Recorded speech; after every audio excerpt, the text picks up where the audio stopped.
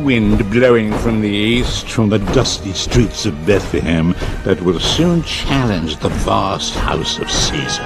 That edifice, wrought of brick and blood, which now seems so secure.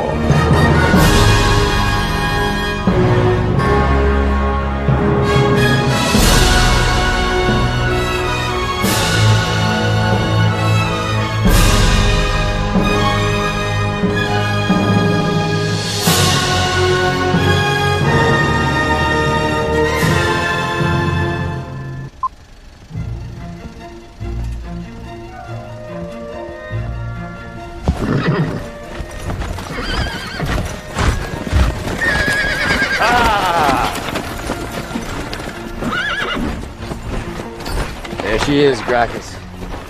Ah, what a beauty. Aye, Autolycus. Rome. Suckled by a she-wolf and nurturing us her sons in turn. Tonight I bathe in Caracalla and wash away the dust of 300 miles of Frankish road. To Rome. To Rome! Yes, to Rome, glorious center of Caesar's rule. But far away in Palestine, another man is coming home. Saul, humble merchant of Tarsus, is about to be struck down by a vision.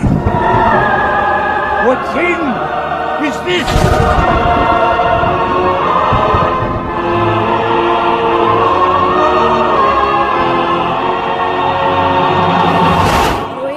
Has been checked into Our Lady of Perpetual Rest to dry out. You have at 10 a.m. with Monsignor O'Reilly at the Wallace Beery Conference Room, and he's bringing a Leicester Silkwood from the Legion of Catholic Decency. And we've also invited Patriarch Vlassos for the Eastern View. Have they read the script? Roger.